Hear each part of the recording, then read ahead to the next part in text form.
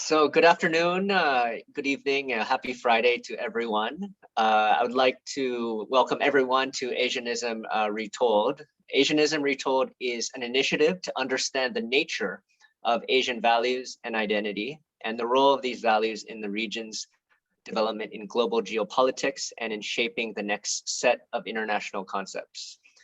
The program was founded by Ms. Neha Bansal, one Asia Fellow at Harvard University's Ash Center for Democratic Governance and Innovation, and receives high-level technical partnership from the Nepal Institute for International Cooperation and Engagement, represented by my colleague here, Dr. Pramad Jaswal, and myself, a former fellow from Harvard University and vice president at the Center for Asia Leadership. So I'd like to introduce our speakers for today. Ms. Neha Bansal, along with being appointed the prestigious Asia Fellowship by Harvard University's Ash Center for Democratic Governance, Neha is a senior social policy expert, and she has served as India country head for the Global Fund to End Modern Slavery and the United Nations in various roles. She is also an Indian classical dancer. Ambassador Shyam Saran is a former Foreign Secretary of India and has served as the Prime Minister's Special Envoy for Nuclear Affairs and Climate Change. He has been ambassador to several countries, including Myanmar, Nepal, and Indonesia. Ambassador Saran is currently a senior fellow with the Center for Policy Research in New Delhi. Welcome, sir. Mr. Gauhar Rizvi is a Bangladeshi historian, scholar, and academic. Currently, he is the International Affairs Advisor to the Prime Minister of Bangladesh. Prior to that, he was MacArthur Fellow in International Relations at Nuffield College in Oxford University. He was also an editor of Contemporary South Asia and a Fellow of the Royal Historical Society. He held various appointments at Oxford University, the University of Warwick, the University of Canterbury, Harvard Kennedy School, and the University of Virginia. Welcome, Mr. Gowarizi. Professor Yong-Uk Lee, joining us from South Korea, is professor in the Department of Political Science and International Relations at Korea University. His research examines how identities and norms affect and are affected by states and their practices within domestic and international contexts, with a focus on the international political economy. With respect to Asian values, Professor Lee has recently published an article in the Review of International Studies, which is entitled Performing Civilizational Narratives in East Asia, Asian Values, Multiple Modernities, and the Politics of Economic Development. Professor Lee is the author and editor and translator of 7 books. We also have T.M. Krishna. He is an artist, a Carnatic vocalist, an author, and he is one of the preeminent vocalists in the rigorous Carnatic tradition of India's classical music. I don't know much about this, but I'd like to hear more. Also, being a public intellectual, Krishna speaks and writes about issues affecting the human condition and about matters cultural. His book, Reshaping Art, published by Aleph Books Company in 2018, asks important questions about how art is made, performed, and disseminated, and addresses crucial issues of caste, class, and gender within society while exploring the contours of democracy, culture, and learning. Finally, we have Dr. Nicole Kuinjiang Aboitiz, who from the Philippines, who is a fellow at Clare Hall, supervisor in world history, and the executive director of the Toynbee Prize Foundation. She was previously a postdoctoral fellow at the Weatherhead Center for International Affairs at Harvard University. And she also earned her PhD in Southeast Asian and International History at Yale University. Her first book, Asian Place, Filipino Nation, A Global Intellectual History of the Philippine Revolution, was published by Columbia University Press in June 2020. And charts the emplotment of place in the proto-national thought and revolutionary organizing of turn of the 20th century Filipino thinkers. So welcome to all of our speakers. It's a real pleasure and honor to have all distinguished academics and practitioners here in this forum here at Asianism Retold. Before I pass the floor to my colleague Neha, I'll just go over some housekeeping rules and some reminders. So we are definitely eager and honored to hear from each of our distinguished speakers. We do ask that you keep your remarks at 10 to 12 minutes only. Followed by that, we will have a discussion between the panelists and thereafter with the audience. We also request those in the audience to send us your questions, which I myself will monitor. And if the question is or comment is for a particular panelist or if it's for all of them. And we will do our very best to accommodate each of the questions as best as we can. With those remarks, I would like to now pass the floor to my colleague Neha. So Neha, the floor is yours. Welcome once again to each of our esteemed speakers. We are so excited to have each of you here. Thank you once again for giving us and this very important topic your time. As John said, thank you also for all those who are joining in the virtual audience.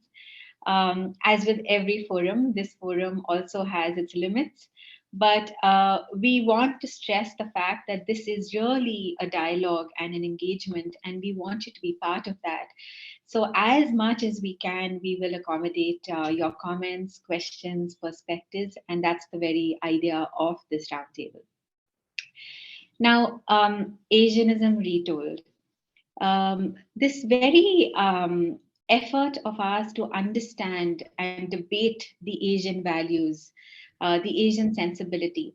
We started this about a year ago, and we've had so far 3 formal roundtables. This is the third of 2 other roundtables. And we also had 2 other informal conversations, so about 5 dialogue series. And these have been with senior diplomats. We've had the former permanent secretary from the Foreign Ministry of Singapore. We've had development experts, scholars, Parag Khanna, the author of The Future is Asian, scholars from the Asia Pacific University in Japan, from Hong Kong, the human rights expert who works with the UN Human Rights Rapporteur, people from villages, people from big towns, people from the private sector, from the development sector. But very, very importantly, one section of people that we have really made a lot of effort to have at the table are artists. And essentially because we feel that in the future on development, we have, I think, paid the price of not having their perspective and vision, and we can no longer afford that. And so we have had artists at all our previous roundtables, and so also this one we have Mr. T.M. Krishna, who I'm very excited to hear from. Now, in these series of conversations that we've had over this last 1 year, 5 key Asian values or sensibilities were expressed to us. The first, informality, informal structures. The second was family. The third being a very dominant presence of religion.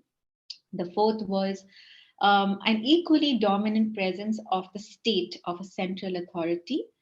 And the fifth one is something that I'm still trying to articulate, but it was about paradoxes. The fact that we have a sensibility towards paradoxes. So just as much as faith is important to us, doubt is equally important.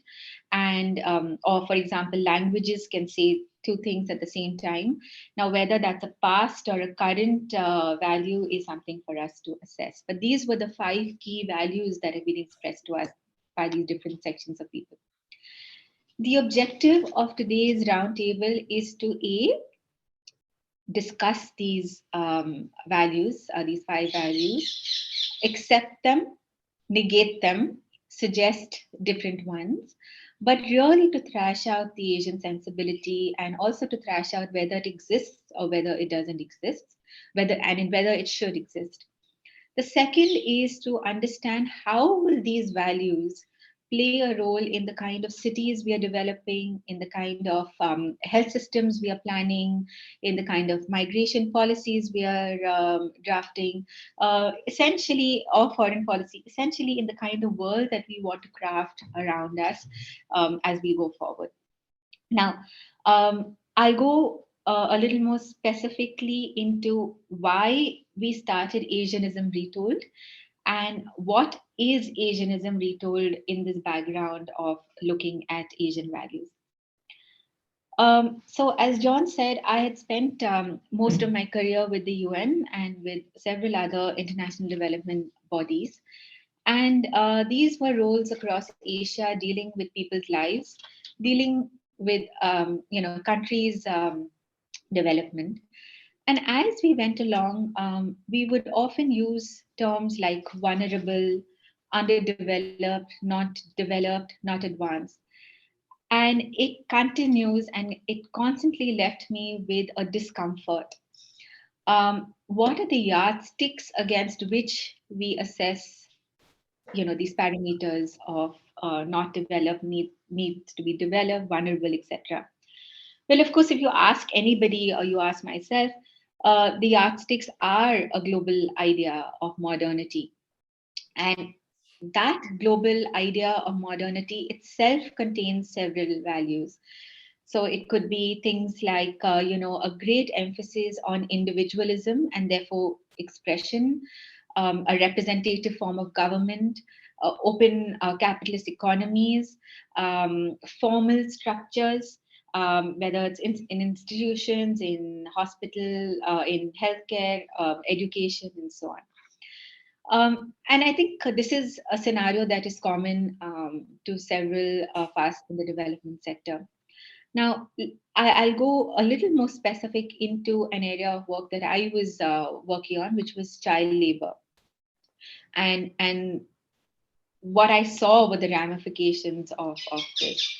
So, child labor, an area that is a global problem faced by different countries. And we came down very heavily with a moral lens on child labor, as a result of which, and more so in certain countries, as a result of which, what happened was a certain sensationalization of of child labor, but also maybe an extraordinary focus on the scale of the problem in terms of the number of children in child labor and so on. Then what we did was we said, okay, one solution or one approach to this global issue is education. Education, education, education. And we went, if I may say so, in the line of our nose. And we wanted all children to be in school. So now, has this global experiment on education worked? The answer to that is no. What we are seeing is that perhaps in the last 50 years, as a result of the efforts that we've made in education, going with this one global solution that we thought of putting children in school, of promoting education, would be that there would be greater per capita income, countries would become richer. So in the last 50 years, we've moved the number of years that children spend in education from 2.8, for instance, approximately 3 years, to 8.3 years. Countries which had individuals at 2.3 years in the 1960s earned a certain countries which had about 8.3 years of education for their individuals were about 5.5 times richer than countries that had their children for only about 3 years. Today, 50 years later, that scenario hasn't changed much. It's only about a difference of about 1.6%. even countries which have remained, let's say, 5 years of education for their children, say France, and you compare that with another country, per capita income hasn't grown in that measure. And even if it has grown, there are several other factors that you can point out to that. Has that education resulted in greater mobility?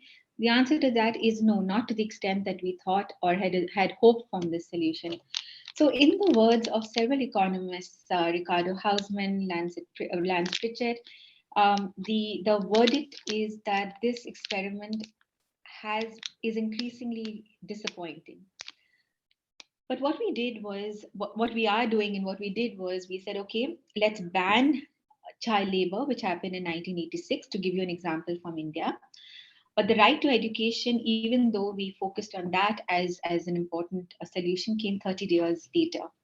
So, in our attempt to get the house in order, we spent 30 years and therefore 2 generations of people, owing to the fact which resulted in many more people, many more children joining some of the worst forms of child labor.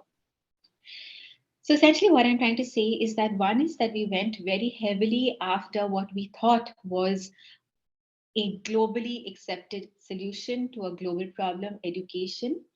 We tried very hard to put our house in order, and in that, going very blindly with that, we banned child labor first, and then came with the right to education 30 years later.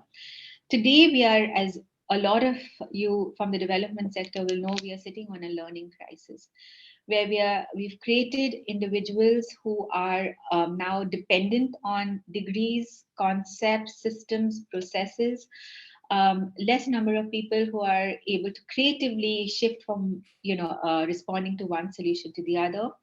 We have organizations like Tesla, Google, the World Economic Forum that are saying, let's have more people outside of institutions. Let's have them learn on the job. Yet, government continues to spend. We also continue to spend not just on education, but on skilling, reskilling, and then fixing the mismatch between what we've taught in school and what the job sector needs. Now, we know this. The point that I want to highlight is that while we went in the direction of what we thought was one global solution, and I don't think that the fault lies really there, I think we missed one very dangerous step, or what is turning out to be dangerous, which is to look at what were the systems available to us around us. And one very important system that we have is informal systems, or our informal systems. Interpersonal relations, interpersonal systems based on interpersonal interactions, informality, a value that I also mentioned was expressed to us at the different roundtables. Where these informal systems have been put in, they have had immeasurable results on reducing or curbing child labor. And I think the answer for that is that women get into the labor market. They're able to access the informal sector better. When a woman is in the labor market, she is able to spend on her children. Also, as per a very interesting report by the World Bank that came out last year, they said that those informal markets, those huts at the border, were actually contributing to informal interaction between India, Bangladesh. We have Dr. Gohar Rizvi here, that have not just, again, increased people's income, but again contributed to curbing things like child labor and trafficking and so on. Now, one can assume that when I take the example of informal systems as one area, that comes out as a Asian value and also something that can be looked at from our development frameworks, is that this was perhaps history. This is something traditional. So we had somebody at one of our roundtables, a very senior professor from the Korea Public Policy Institution. And she has done phenomenal work on mapping values of people in current times. And she has an entire data set and an algorithm that does that. And one of the values, again, that was expressed was the preference for informal relationships, informal systems. And um, uh, I would say that this is something that we're seeing also in industry. So Harvard Business Review did an entire edition last year saying that companies are now resorting back to that. So we had a previous system called the Kiritsu or the Zaibitsus that were abolished because they were considered to be very primitive, fussy. You needed a more contract-based system, and now companies are coming back and saying that system is not working anymore. We need systems that support values that are reflective of people today, and one of which is informal systems. So I think the reason why I take this example, a deep dive into this example, is not because I'm an advocate for children in labor or out of school or for a particular system like informal systems. I think the case that I want to make is that as we're looking at global problems, as we're looking at developing ourselves, we've got to look very keenly at some of the systems or that are around us based on what people prefer in terms of their value systems. We've also got to look at the fact that modernization hasn't been a homogenizing process. We don't modernize in the same way. Each kind of country, each region will find its own path to modernize, to develop, and till we don't legitimize that, till we don't start talking about that, till we don't identify that, we will continue to spend our time putting our house in order and following perhaps solutions that are extremely expensive, both in terms of resources, time, and also in terms of the consequences that they have on people. So it is with that discussion that we started this whole program called Asianism Retold, which started in the cafe at Harvard University. It was really a back of the envelope kind of conversation.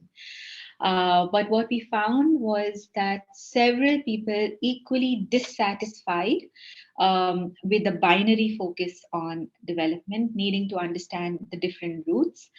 And the fact that there are also in today's current times scholars who have already begun work on this under the name of multiple modernities.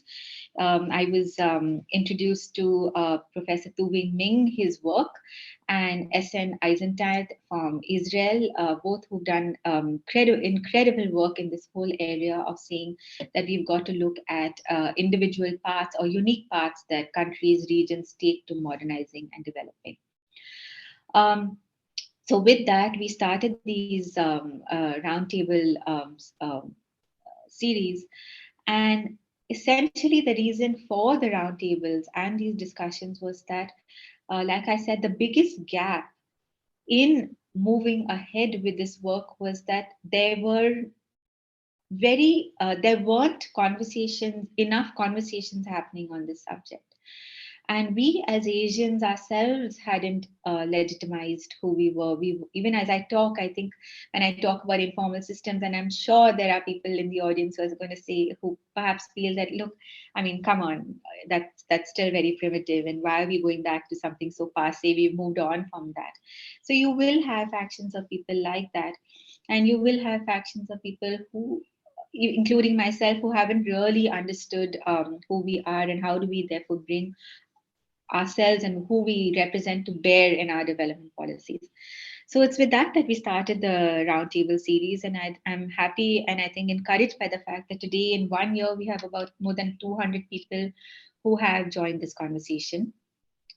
The second is that we also have, we will be coming out with a book next year of essays on people who are writing about these subjects, and a workshop hosted from Japan. And thirdly, we will also be starting an advisory section under Asianism Retold to advise governments of the region on some of these issues. And we're already working towards a project with Vietnam that will start sometime next year. So that's really a background, a very brief background on the I would say the kind of frustration, the discomfort, and what led me and my partners to start Asianism Retold. Very quickly, before I leave the floor, I just want to tell you what Asianism is not, because I think that is going to be very important in the conversation that we have this afternoon. The first is that we need to define ourselves, we need to understand our values, no longer in relation to the West. This topic on Asianism isn't new. There have been several who've spoken before this. And the tendency has been to kind of look at cultural relativism and to compare us or differentiate us in context to the West. I don't think we can do that anymore. We are at a time where we are sitting at a certain cultural confidence, a certain success in the Asian region, and also for the fact that COVID is presenting us with an opportunity to recalibrate and look at issues afresh. Second, even when we do look at a set of values, we cannot look at Pan-Asianism. They are going to percolate and penetrate Asia very differently. Even if we look at informal systems, it will find its shades and flavors across Asia, and we've got to find a way to understand that as well. So with that, I'm going to stop, and I think we'd prefer to hear from our speakers, our esteemed speakers. I'd be happy to take any comments and questions later on. But I'd like to invite our first speaker, Dr. Gohar Rizvi, to join us and give us your views on this entire question on Asian values, Asian sensibilities. You represent a country, Bangladesh, which is really a fascinating growth story, a success story in the South Asian region. What is the scope for these kind of conversations in your country? And as I said, give us your idea of the Asian sensibility. Over to you, Dr. Gohar Rizvi.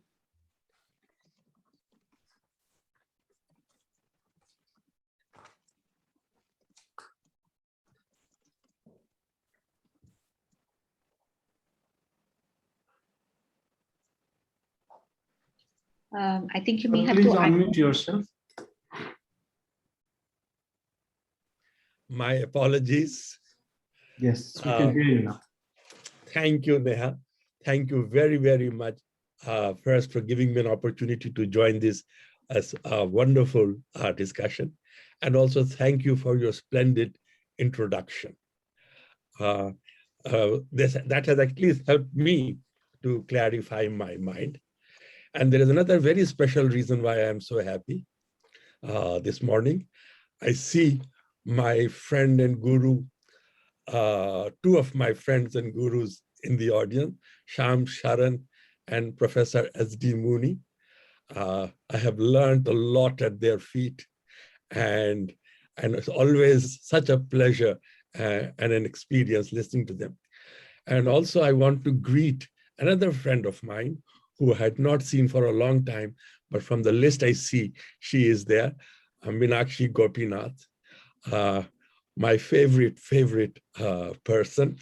So with those couple of comments, I'm really happy to be here. I think my starting point is that what goes round mostly as the Asian values were drawn mostly from East Asia and Southeast Asian experiences. Not that there is anything wrong with it. They're extremely, extremely insightful. But the fact is, Asia is much too large to be lumped together. And you made that point also, into one entity. There are a great deal of diversities in Asia. And secondly, those of us who come from South Asia, so my perspective will invariably be from South Asia, and I will talk more specifically, if time permits, about Bangladesh. Our disadvantage has been that despite our great aspirations for an Asian world, Asian vision of society, and Asian values, South Asia and Southeast and East Asia has had very limited interaction. You know, as a student of history, I go back to the Russo-Japanese War of 1904, when Japan defeated Russia in the war, and the whole of Asia, South Asia, was excited that for the first time after several hundred years, an Asian power had defeated a Western or European power. Thereafter, this enthusiasm, unfortunately, I mean, even Tagore, who was very, very excited, but this excitement soon paled out when we experienced the sort of nationalism in Japan, and our excitement, our experience of Netaji Subhash Bose's experience, where he was treated very, very unfairly, in many cases, left to fend for himself when the Japanese changed their mind. So that, coupled with our experience of imperial rule, because what imperialism does is integrates the economy, the society of the colonies into that of the metropolis. Once that happened, despite our proximity to the rest of Asia, we were very much focused on the West. Even until recently, we had scarcely any connectivity with Southeast Asia and Asia. Even today, it is extremely difficult to fly directly from many of the South Asian places to many of the East Asian and Southeast Asian countries, despite the proximity. Secondly, our students, today we have world-class universities in India, Singapore, China, Japan, Thailand, elsewhere. However, our students mostly choose to go to the West. So with all these, I could go on endlessly about why we are so, despite our proximity, Southeast and East Asian experience has very limited. Second point I would like to make is what has often been identified, and you have listed that in your own introduction as well as the note you sent us. Are these really Asian values, or some of them are the global values? Many of them are really a global values, and these are not characteristic of any particular society. We all work hard, just not the East Asians work. We all have family values. We all respect our so these are, what I'm trying to say is, there are two simultaneous problems. One is trying to apply the experience of one region to the rest of Asia or the world, or alternatively claiming all the global values for one region. These are two very important things that we need to bear in mind as we talk about the Asian value. South Asia, we are a civilizational unity. South Asia. There may be many countries, but we are essentially one civilization, a shared history, a shared past, a shared outlook for today, and also shared outlook for the future. There are certain values. Despite all difficulties, we have placed a lot of emphasis. We have placed a lot of emphasis on democratic values. Now, of course, democratic values are also important in East Asia and Southeast, but there is a very important distinction.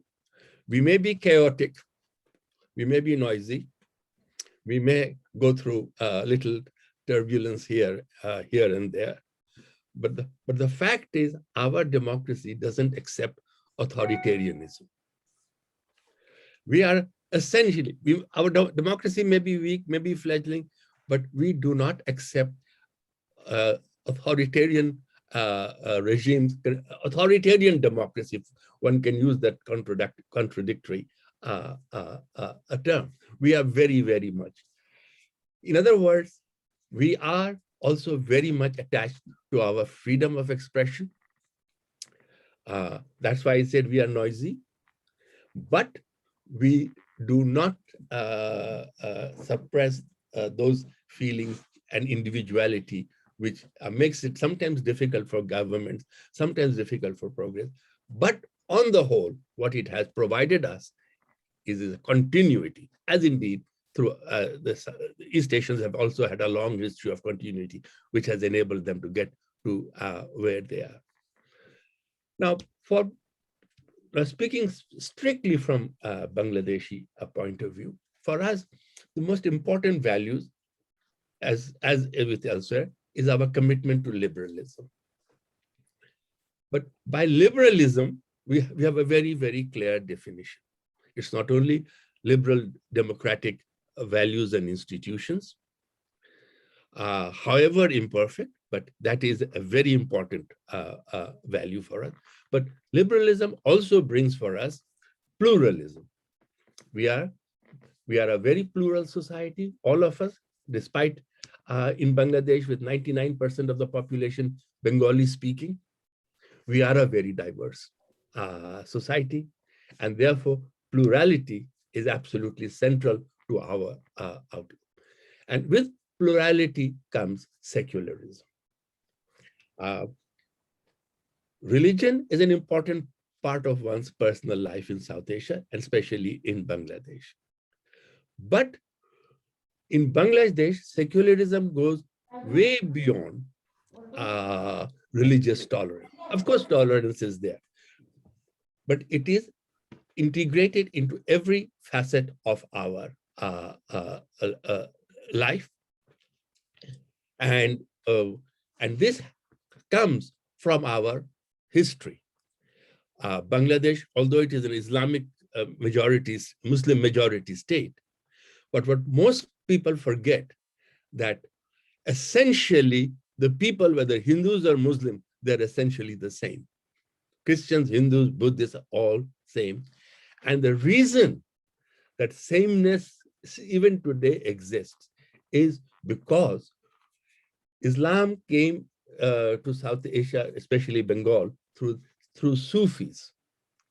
And the result of that is we have a very strong syncretic traditions. So we not only have, we are separate religious groups, but we have borrowed so closely from each other, which has what has given vitality to Bangladesh. And these are, which we had not paid enough attention to, is what is contributing to Bangladesh's rapid success. A national consensus born out of our war of liberation, which emphasizes these values and which makes it possible for us to have a national goal, which is very, very difficult to achieve in many societies and in many countries. I'll make two more points and then I will really stop. The first thing is, we have placed intense value. You talked about education, and that is absolutely essential in every society. When Bangladesh became independent, our literacy was hovering in the region of 20%. Today, in 50 years, we have crossed 80% mark. So we have placed the quality of education, or what education is, or what is an appropriate education, is an ongoing debate which will continue. But most important emphasis we have placed is on our women. And Bangladesh has, I think, a lesson what many countries can learn. It was a country which had the highest fertility rate in the whole of South Asia, by miles. And we were told that it is a conservative society, a Muslim society. These chaps will never know how to bring things under control. With the empowerment of women, with giving women a greater control over their reproductive rights, making them economically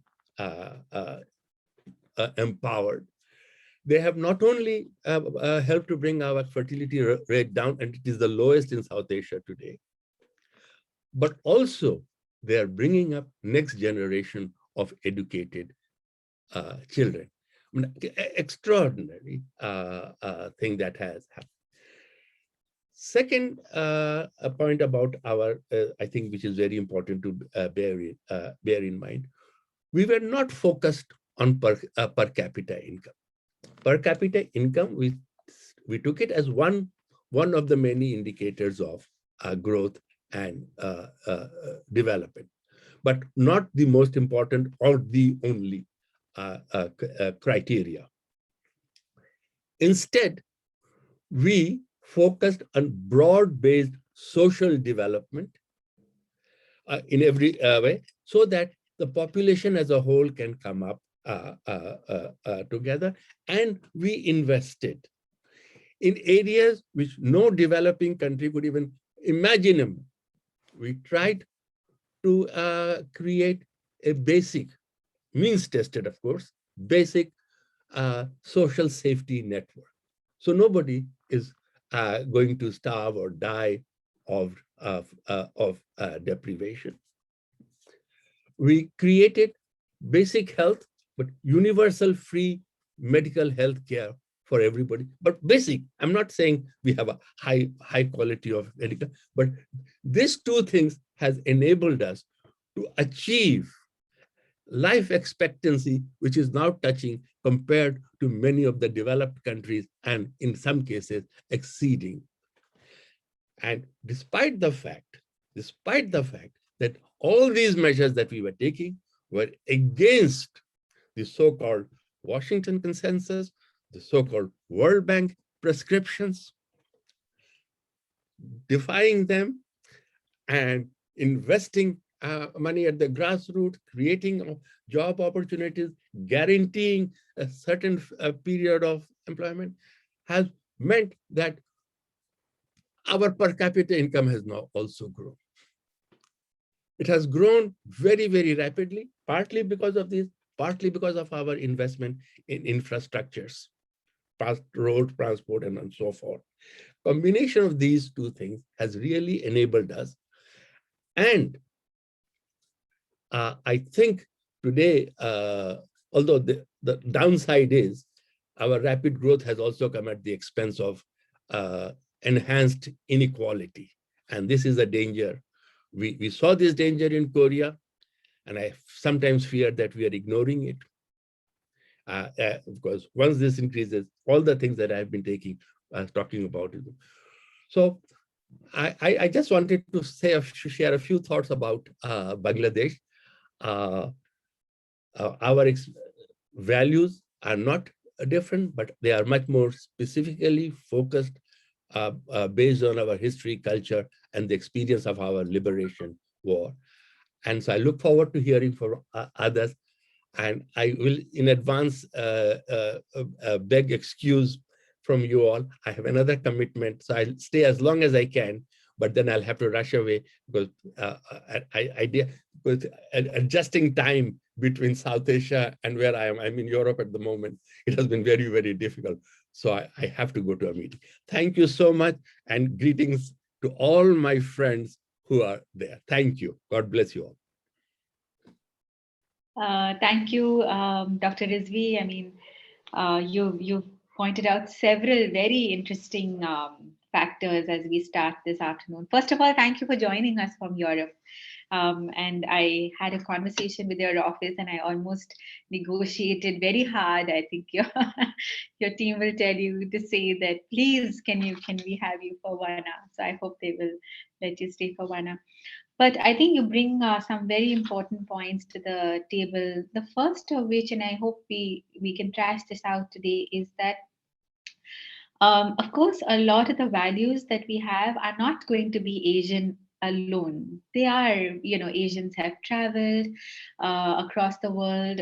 We have also travelers and people who come and settle into Asia. Asians are leading international institutions and our kind of education. So obviously, our values are going to be a mix between what is held in other parts of the world, but there will still be a sensibility that is peculiar to the region.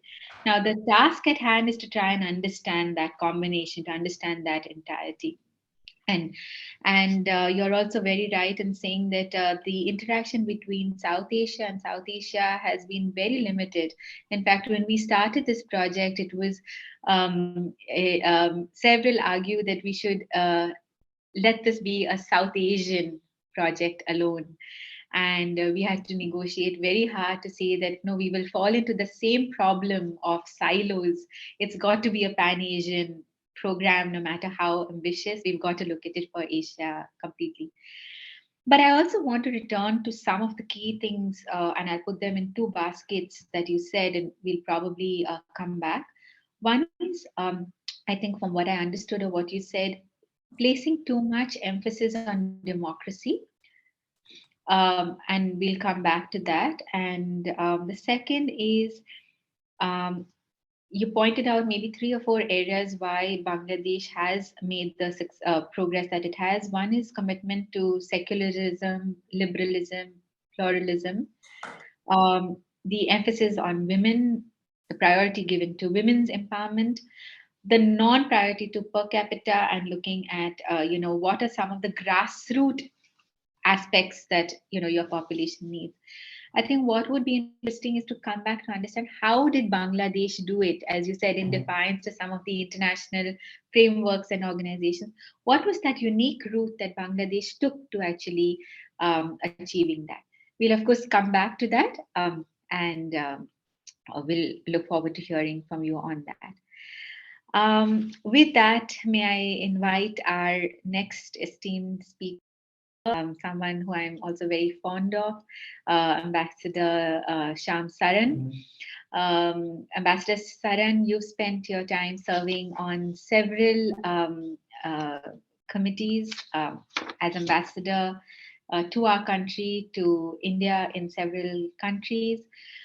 Now, what happens is that even in this whole discussion on Asian values or values of any kind, that a certain population of people hold, international negotiations or a country's presence at an international forum or a regional forum becomes a sort of zero-sum kind of interaction where you're looking to see what you will get out of it. Or it's about projecting your own national interests, identities in that forum. How do we circumvent that? How do we, move around that? And give us your views also on your sense of Asia through your work. Over to you, Ambassador. Hey. Thank you, Neha, and thank you also for setting the stage for this very interesting discussion. And I'm very honored that I'm sharing the platform with my old friend Gohar, who has been really a kind of a mentor for many people here in the subcontinent. So thank you for bringing us together. Let me try and pick up some of the points that you mentioned. I will touch upon the specific question that you raised about, my experience as a negotiator. I think that is certainly something which is very relevant to what is happening today in Glasgow. So I think we will have a chance to perhaps, consider that. But I would like to focus attention on the aspect of Asianism that is the theme of your roundtable today. I have served mostly in Asia. In fact, I began my career with China. I've spent 2 terms serving in China. I spent time in Japan, in Indonesia, in Myanmar, in Nepal. So most of my career actually has been in Asia. And, if I'm looking at my experience, my encounters with Asia, what I see is that, number one, the way we are talking about Asia, I am afraid we are talking about, even if we are talking about South and Southeast Asia and East Asia, we are talking about a very, very complicated terrain. And I think we have to avoid the temptation to somehow label or bring a certain sense of uniformity, where in fact that uniformity perhaps does not really exist. But there are affinities that I will speak to. So my experience in serving in these countries is that the Asia that I have encountered, there are really two parallel overlapping universes in a sense. You have a Chinese universe, which is essentially East Asia. You have China, Japan, Korea, Vietnam, perhaps, as one set of countries, and they do have a certain kind of a shared, value system in terms of, what today we are trying to talk about, revival of Confucianism. China itself has, despite being a communist country, has now, in a sense, revived Confucianism, and most of the cultural centers it is establishing abroad are very appropriately called Confucian centers, but that is a certain kind of, prism through which these countries, these people look at the world. And if I'm looking at what may be defining value system as far as this universe is concerned, then that universe looks upon, hierarchy is a very important value. Hierarchy, observance of hierarchy is actually equivalent to order. So if you are looking for order and stability, it is also equal to harmony. So you cannot have harmony if there is not an acceptance of hierarchy. So when we talk about, your concept paper talked about, isn't this something different? We have centralism, we have perhaps the state playing a much more important role. All that is to some extent related to this sense of hierarchy, which is deeply embedded in this universe. And yet you have another universe, which is essentially the Indian influenced universe. And their hierarchy is like Gauhar said, we don't like hierarchy. We don't like, somebody trying to, exercise authority over us. We are very individualistic, and it's not necessarily that this therefore is a failing or a shortcoming. It is just a very different way in which in this part of the world we look at the world around us. And you have Southeast Asia, which is part of that overlap. You have some part of that universe, but you have another part of this universe, and that is why you see the huge amount of diversity, across this space. And if we are looking at, how does India look at the world, or how does, I would say, how the subcontinent looks at the world? Precisely because of the plurality that Gauhar talked about. Precisely because of the diversity that he spoke about. This diversity, if you compare it to, say, the homogeneity that you find, say, in Japan, or the homogeneity that you find in Korea, or the homogeneity that you find through most of China, it is very different. So we are not uniform. We are not, a sort of a single entity. We are a huge collection of entities. And therefore, the challenge for us has been, how do we handle this diversity? How do we make certain that this diversity, this plurality, is a factor of strength, a source of strength, rather than a source of weakness? It is important, this debate, because a lot of people in India today think that diversity is a weakness, that plurality is a weakness, that we need to have one India, one culture, one language. No, that is not what India will be. Even if you try, it is impossible to put a monochromatic frame over this plurality. So if we are looking at Asian values, we are looking at a whole spectrum, which may be maybe there may be a different way in which China has succeeded. I don't think if I'm looking at India, we can follow the Chinese way and succeed. Precisely because of that reality. Now, in terms of, are we different from the West? Should we define ourselves in opposition to the West? Well, certainly we have our own identity, and certainly we should draw upon that source of values. But I would also like to make the point that whether you like it or not, you are deeply, deeply impacted by the West. The great rupture which took place in our region was precisely when imperialism came to this part of the world. There was a huge rupture, not only a rupture in terms of our economic engagement, the networks which operated throughout this region, traders from Persia, from the Arab region, coming all the way to China, setting up settlements there, Southeast Asia itself being exposed to traders from India, traders from China. It was a very cosmopolitan world. And yet you had a sort of an impact of imperialism, which ruptured virtually all the things that we were familiar with. So modernity came to Asia with imperialism, whether you like it or not. So there are things from the West and from that experience which we have absorbed.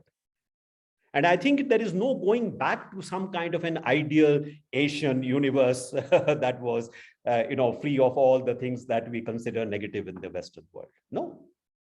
Even our development, if you look at China today, China's development is through a strategy which has been honed in the West. Oh, so we can't get away from that. So I would caution against sort of a rejectionism. Because a lot of what we are today also draws upon this experience, even if it has been a very traumatic experience. So that's the second point that I would like to make. The third point I would like to make is that if I'm looking at, are there certain kind of affinities amongst the Asians? Are there really some kind of, values which, even if we are very different, still can be called as Asian values? And to me, these are what I call, maybe the 3 A's. And the 3 A's are, these are societies which are accommodative, which are adaptable, and which are absorptive. So they are cultures which are able to, in fact, assimilate influences that are coming from various places. They are willing to accommodate, not say, this is foreign, I reject it. So there is a sense of accommodation. So I think these kind of values are very, very relevant today. Why? Because we are living in a globalized world. Whether we like it or not, we are stepping on each other's toes all the time. And therefore, how do we deal with this new kind of a situation, a much more congested world, a much more crowded world, a world in which we are constantly, rubbing against each other? These values, I think, which are very, very Asian values, are perhaps quite relevant. So I would say, if you are looking for Asian values, perhaps those are some important values that we can think of. And lastly, to get back to what the first point that you made. And here I come to the most important value, which I think Asian countries, and certainly our countries in the subcontinent, and maybe also in Southeast Asia, in Japan, other places share, which is that even though we have adopted strategies of development from the West, but the Western approach to nature is aggressive, is aggression, is violence. So how do you develop? By, somehow taming nature.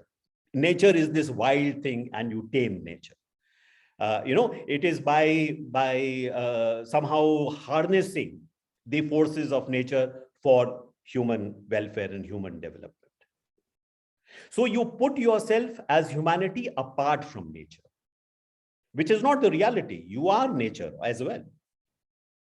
So what is the difference? The difference is, if you look in India, what do we say? We look at nature as mother, as a source of nurture. Don't take away from your mother more than what she can regenerate. So this is ecological sustainability.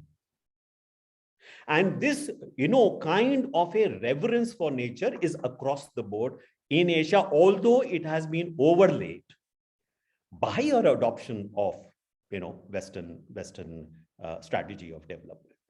And in that context, I say what is happening today, for example, in Glasgow, we are still unable to get away from this sense of what nature is.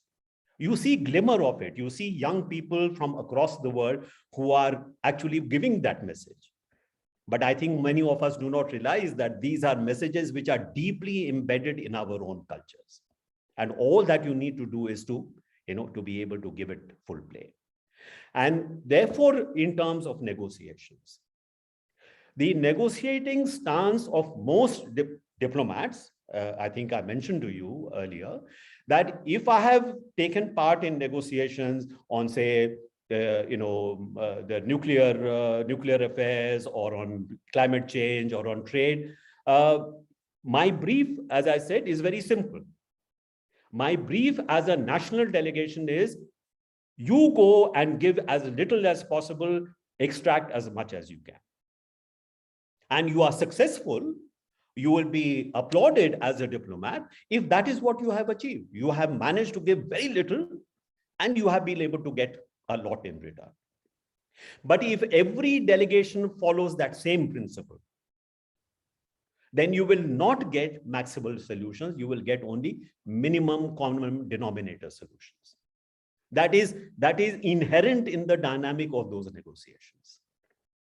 And therefore, what is required for dealing with things like climate change, or the climate emergency that we are facing, or the ecological crisis that we are facing, we have now reached a point where minimal solutions will simply not work. And therefore, you have to have maximal solutions. Each delegation must come to offer the most that it can, not the least that it can. And when you have that kind of a collaborative approach, not a competitive approach, to dealing with these kind of challenges, only then you will have results. And by the way, to end with, most of the challenges that we are facing today and will increasingly face tomorrow will be cross-domain, cross-national challenges. And if you do not have a collaborative approach, you will end up with what is happening today with the pandemic. Here is a classic global, challenge, which recognizes no national borders, which recognizes no regional borders. And the only way that you will be safe is if everybody is safe. Otherwise, you will not be able to defeat this. So if everybody has to be safe, then you need global collaborative solutions. And in terms of the value system, vague kind of value system that Asians have, a reverence for nature, which most Asians have, I think if you really put your heads together as Asians, perhaps you can show the way. Thank you. Thank you, Ambassador Sara, and again, some very key points. I think I'll just quickly respond to two because we're running short of time. I think you very rightly pointed out, maybe this value of working alongside nature. And as theorists on multiple modernities will tell you that one of the values of modernity was individualism. And that meant the individual very consciously and intentionally interacting with politics, the environment, the society, social structures around him and her.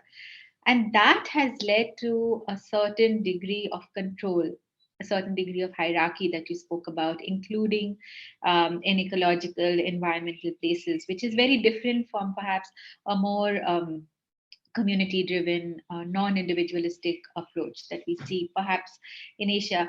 But I also take the point, and I think Asianism Retold definitely takes the point that we are not looking at a set of values that is only Asian. These are sensibilities. There are going to be various aspects of us that we have drawn from the West, like they have drawn from us as well. The second point I want to quickly say is that on diversity and the complexity of the Asian region, I think that keeps getting thrown back at us. And I think it also comes very much as a stumbling block to be able to come together and understand ourselves or work together. And essentially, perhaps for the reasons that Dr. Gohar Rizvi and you mentioned, that we have had very little interaction or not as much interaction between the Asians than we have had with, say, the US or the UK, and that has got to change for many reasons. So we'll come back to this whole topic on diversity and homogeneity, which is also a sort of toxic aspiration, the homogeneity aspect of it. But thank you so much for your opening comments. With that, could I now invite Professor Wong Lee, who has worked on the issue at hand, which is multiple modernities, the different routes that regions, countries, peoples will take to modernize. And Professor, could you give us your view, perhaps a little more concretely, on what has been already placed on the table, which is the role of the state, and also perhaps ethnic groupings, religious ethnic groupings, and how that comes to bear in the different kinds of modernities that play out. Over to you, Professor. Okay, thank you for having me, and then it's a great my pleasure and honor to be here. I meet you all here, and then actually I thank John and Nina for inviting me to this wonderful conversation. So let me share with you my PPT slide for presentation. So nowadays a professor cannot present without PPT, so that's my problem as well. So let me share with it. So hopefully I can use my 10-minute time effectively.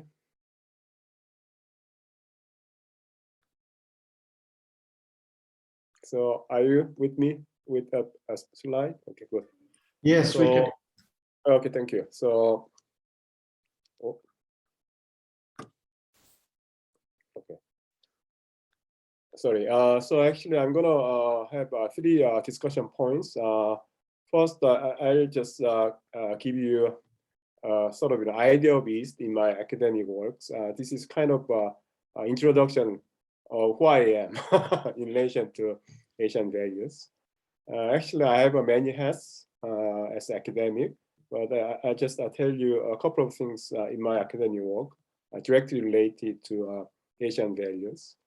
And the second, I think this is my central point for today. That is my takeaway on Asianism or Asian values. So, and I'm going to make the case that Asianism is kind of practice of multiple modernities, as Nia mentioned. So, and then the second part of my discussions. And then lastly, I'll point out some promises and limits of Asianism in world politics, as I see it. Actually, this promise discussion on promise and limit of Asianism in world politics based on my own work. Okay, so therefore I cannot claim that I can cover full range of Asianism. Okay, perhaps I'm gonna talk about most secular part of Asianism. Okay, because I'm a regular international political economy guy. Okay, so you have to understand me with that kind of my background, and then I'm a political scientist by my training. So there's 2 things hopefully you keep in mind. Okay, so idea of East Asia in my academic work. So actually I have 2 lines of research on Asian values and political consequences, implications. The first one is the so-called what I call East Asian challenge to Washington consensus, neoliberalism. So actually here I talk about so-called politics of economic development between East Asia and the West. And as Nia mentioned, that I focus on the role of state in East Asia, spearheading economic development, which is sometimes antithesis to so-called market fundamentalism found in the US and the West. So I wrote a couple of articles and books on this topic. That's our first topic.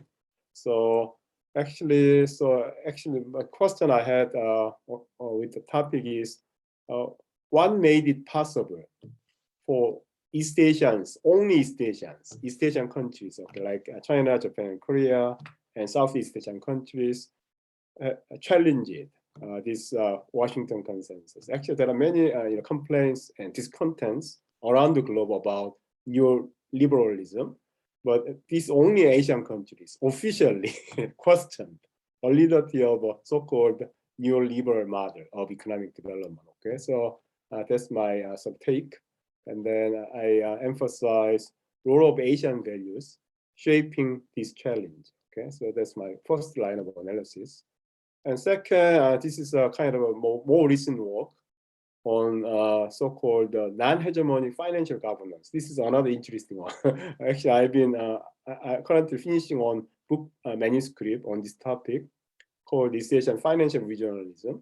So here, actually, I talk about East Asian financial cooperations, ASEAN countries plus China, Japan, and Korea. So they started cooperating, developing regional financial safety net from 2000, and then they made an institution called so-called Chiang Mai Initiative. Okay, in Thailand, nice place to visit. Okay, and then actually they cooperate financially, and then made regional financial governance. Okay, but actually, a very interesting point about this is that they design their financial governance in so-called non-hegemonic form.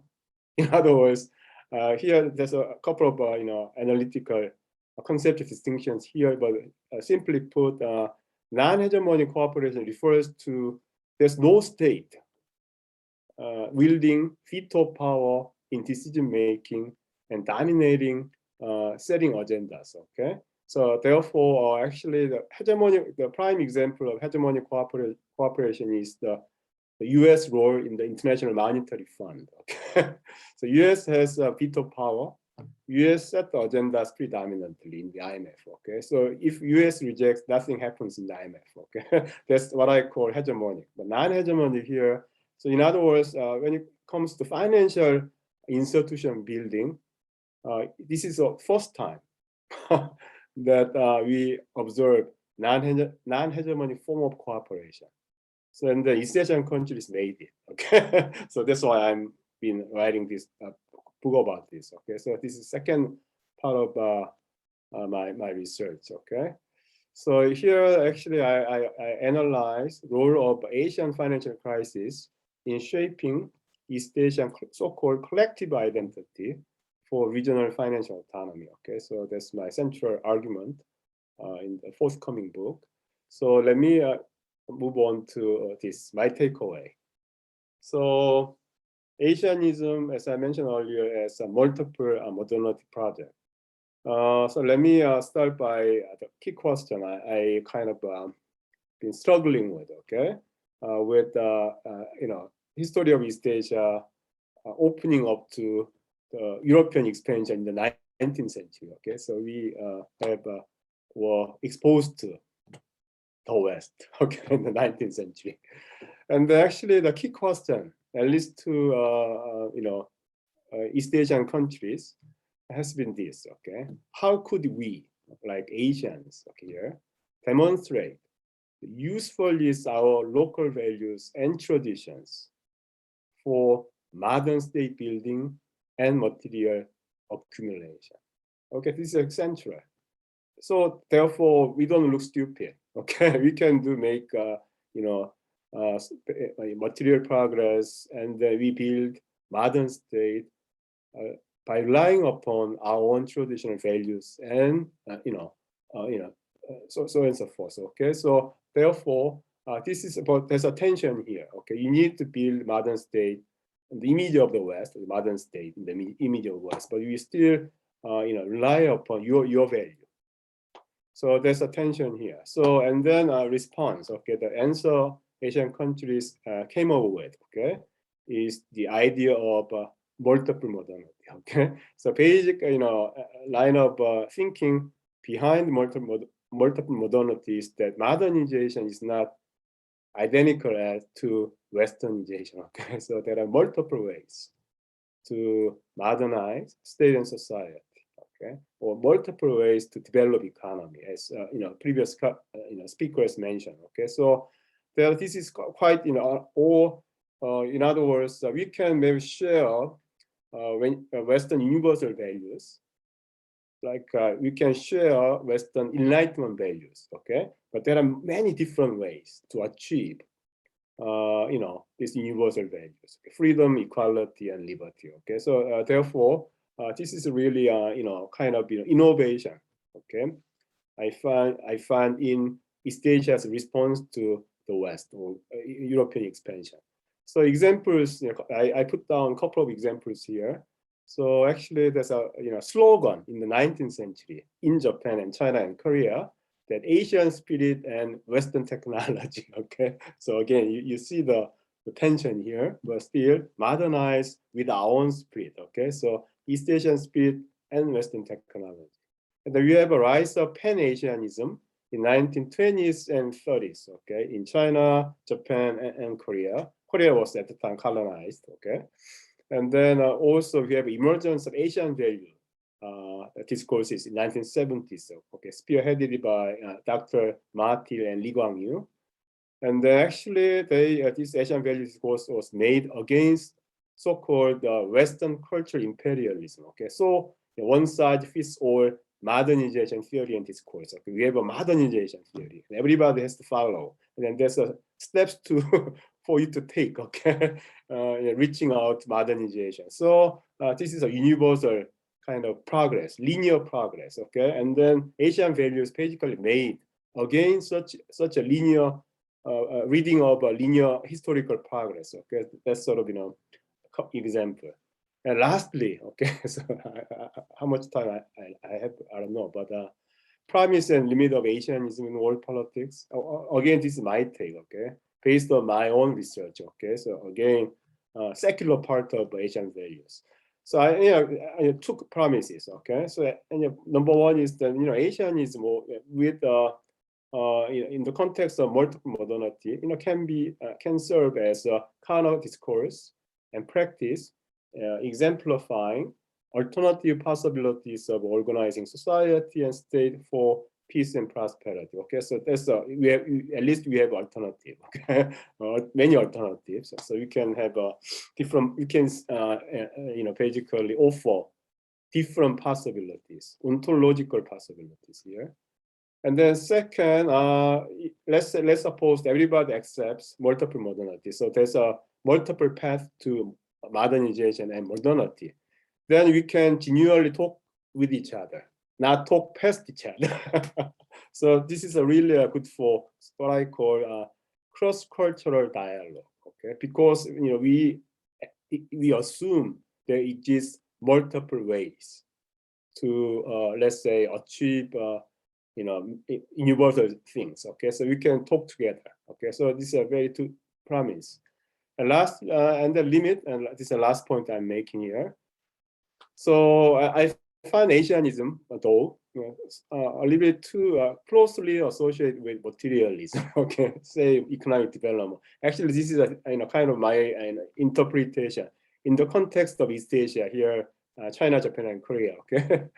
Then actually, if that is the case, maybe Asianism, which is too closely aligned with materialism, may not be so different from, as a previous speaker mentioned, the Western, historical pathway. Okay, so therefore, I see some limits here.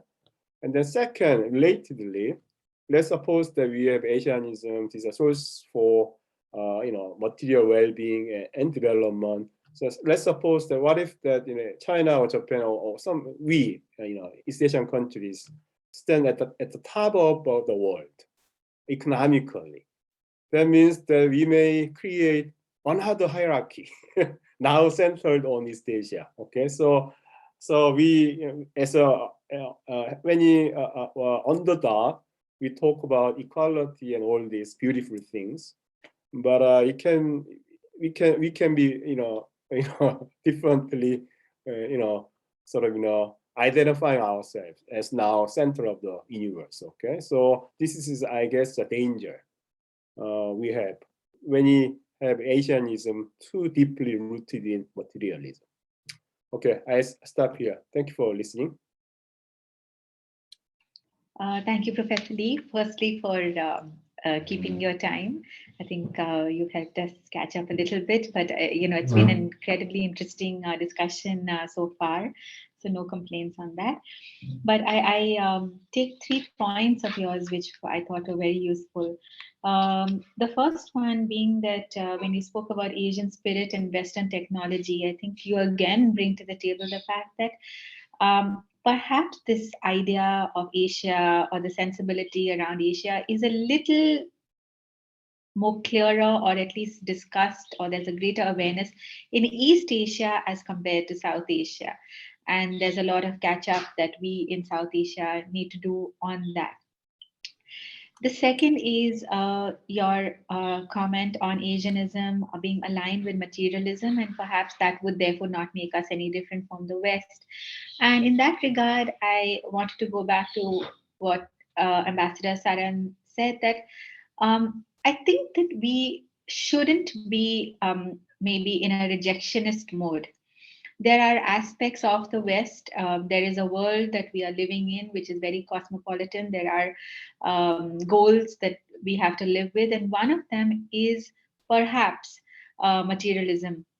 But I think the manner in which we approach that, the extent to which we give that importance is still in our hands as we go along our own routes on modernity. We also had the example from Dr. Gohar Rizvi, Bangladesh, where per capita income was not placed as important when they started off. It came out as a result of their work, and maybe that's something to learn from. The last bit, and maybe something that I'm having a problem with, is perhaps the framing in your presentation saying, the Asian values to build a modern, in terms of modern state building. Now, the point is, what is that modern? Can we define that for ourselves is really the question on the table. And as idealistic as it sounds, I think in our entire conversation on multiple modernities, I think it's also time for us to really understand what is that modern state building that we are aspiring for. But thank you so much.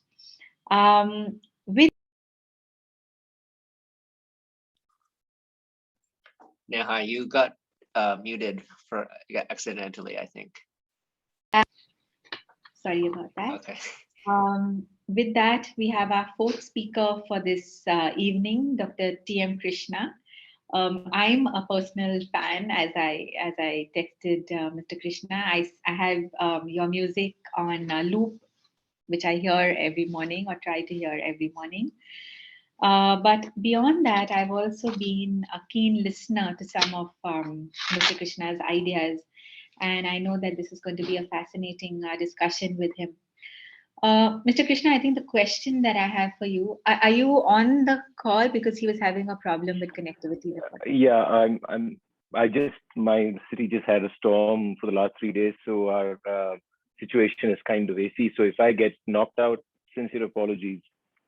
Okay, so it's not because of us. No. So the question that I have for you, Mr. Krishna, is that, from what we've heard from the past 3 speakers, there is an Asian sensibility, but there is, as you can sense, a certain tension to say, can we impose this idea of Asia on ourselves? And the reason why I ask you is for two texts that I want to pick that are really in conflict, in a sort of conflict with each other. The first is a book called Another Asia, written by a fellow artist. He's done inter-Asian theater, Mr. Rustam Barucha. And he says, look, as an Indian, I am grappling with the identity of being Indian, being Hindu or Muslim, being a man, belonging to a certain caste, belonging to a certain language, etc., etc. So this whole idea of Asia is too far away for me. It doesn't exist for me. So there's one view that is this. The second is what a professor from Columbia says, Professor Manakia. She's written a book called Persianate Cells. And she says, she asked this question, what is the idea of being Persian before nation states came? And she says that Persian as a language was spoken by most South Asians who were non-Muslims. And the idea of Persia and speaking the language was a sensibility, was an adab. And this sensibility came out only because of the different identities that were constantly in interaction with each other. So, to put it simply, on one hand, you have one opinion saying, look, there are just too many identities that I have to deal with. So, the Asian identity is too far away from me. There's another opinion saying that it is because of these different identities that play and juggle with me every day that a certain sensibility of being Persian has actually come to be. So, give us your view on whether we can really impose this idea of Asia on ourselves. Well, thank you very much for giving me this opportunity to speak to all of you. I'd like to first say that I needed to have the academic bandwidth of previous speakers, nor the regional understanding like Ambassador Shamsaran has. So, but I will just try raising some things I'm uncomfortable about. You know, these words, East, West, these all I find deeply problematic in this discourse. Let me just say that out straight away. You know, these framings are such, have so much baggage. Whether you're an academic, whether you're an artist, whether you're a politician or diplomat, you're carrying baggage. So, you know, if I was going to step one step back and say, what are we actually discussing? Professor Lee said something very interesting at the end, and I want to start with that. He said, he used the word universal things that we are seeking. I'm going to say use universal seekings, if I can just paraphrase him. So there is, in the human condition first, the universal human condition, okay? That I think is not east, west, north, south. It's a universal human condition. And then we are putting another point over here, saying there's a universal seeking. Now, this is an interesting idea. Is the universal seeking truly universal? Is the first interesting question to ask. In this conversation, our universal seeking seems to be justice, equality, liberty, fraternity, etc. Now we are presuming that this is our normal nature. I would argue no. I would argue the important thing about our universal seeking of today is that we are trying to actually subvert what we are in some ways. You know, we are these as humanity, we're a bunch of these very, very complicated, you want to use the word goodness at some level, and we also are, like Mr. Sharan said, hierarchical, power, we want power, we would like to control. So here there is a fundamental tension in the human condition itself. So first we have to recognize that before we get into the next part of the conversation. And if you look at what we are actually discussing, maybe a little reductionist, but I also say we are discussing two ideas. One is power, another is identity, is all that we are discussing here. I could say, I could relate power in a very simplistic sense to the idea of the market, for example. And I would relate identity to the idea of culture. Of course, they are not independent. They are kind of talking to each other constantly. So here is an intellectual logjam. When you say that we are not responding to the West or whatever the idea of the West we are supposedly talking, but we are trying to define ourselves, there is a little trap over here we're not recognizing, because you are responding to the West. You are. You can say you're not. You want to define yourself without relation. The idea that you want to define yourself emerges from where? Why? Emerges from this philosophical conflict of something else. So if there is no something else, there is no necessity. So I'm just saying that we are in a way tying ourselves to this is like an incredibly intellectual trap that we want to get out of, but we are actually getting back into it, right? So it is in this conundrum that we are having this conversation. So when we say East and West, do they really exist in that sense, or do they exist only because of two words, power and identity? Because they only exist because of these two ideas, the idea of the market and the idea of cultural supremacy. It can be imperialism, it can be whatever the manifestations of that happened in many different structures. Finally, you have the nation state also. But ultimately, it's the same thing. So we are trying to find freedom, at the same time trying to say this is what we are. So I think this is an important condition for us to grapple with seriously beyond this conversation, because otherwise our definition becomes a little murky. And so, also the idea, I'm just going to pick up on some words I heard today, and I hope you don't mind me doing that. Materialism.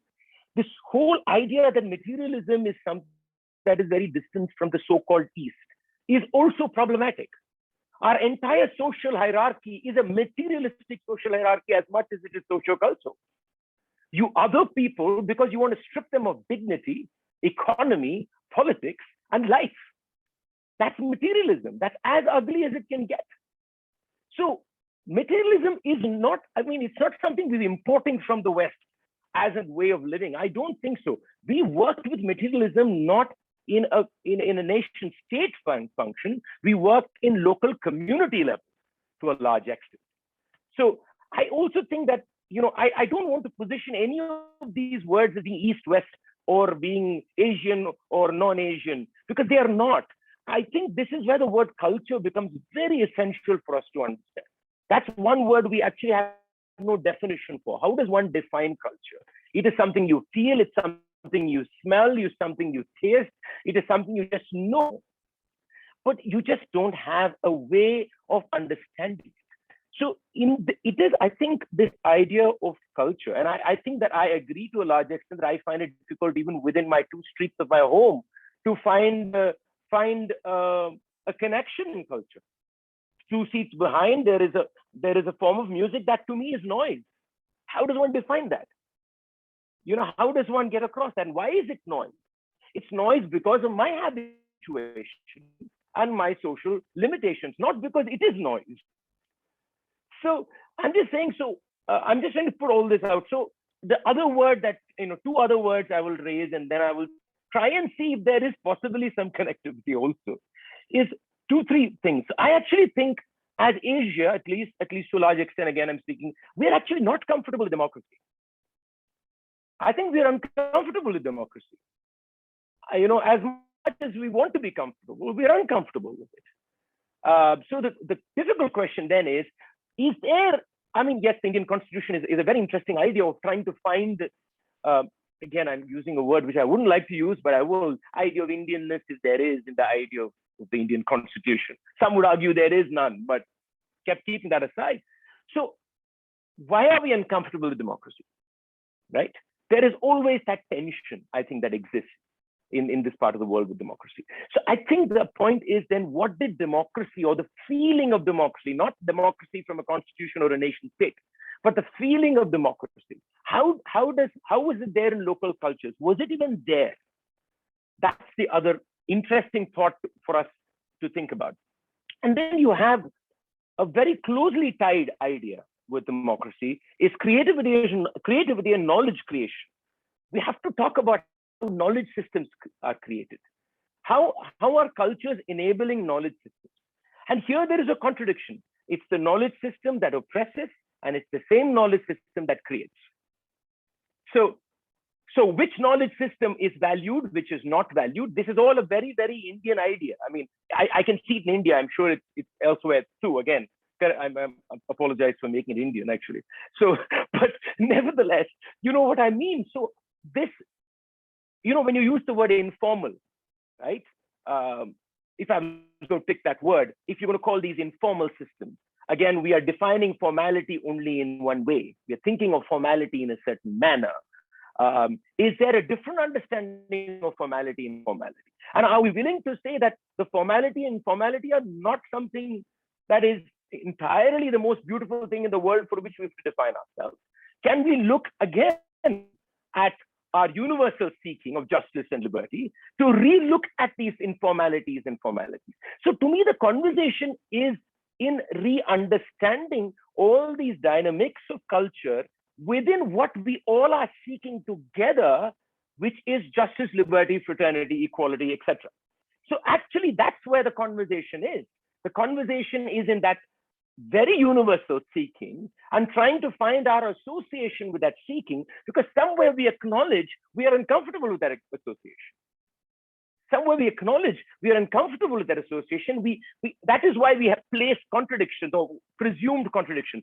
Conservatism versus modernism. Are they really opposites? Or is it because we are having this tension and this inability to reconcile this? I'm not going to call justice modern or justice Western or justice from that part of the world, because there is enough that has happened in every part of the world. Before I conclude, the last thing is there really something Asian? I'm a musician. I only receive the world from sound, and anything I say comes from that.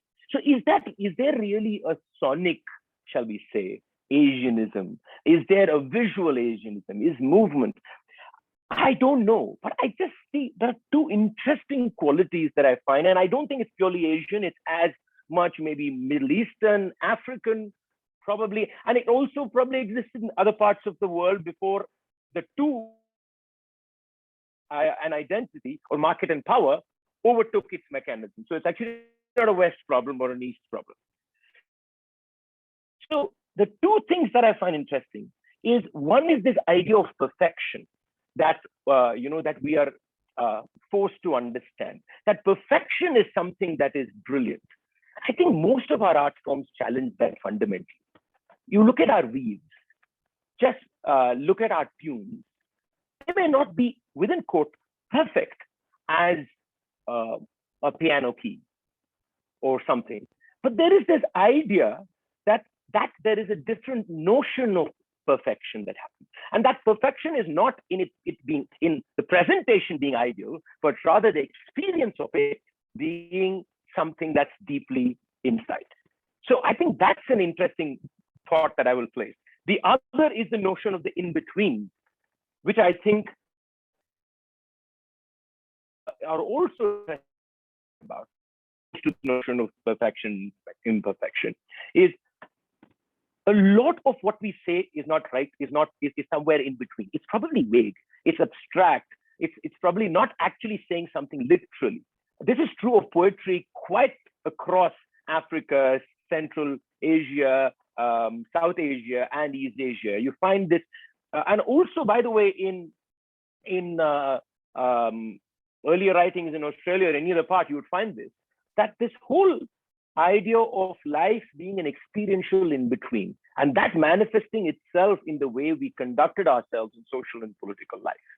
That's, I think, an interesting idea to explore. That's about it. I hope I didn't exceed my time. Thank you. Thank you, Mr. Tem Krishna.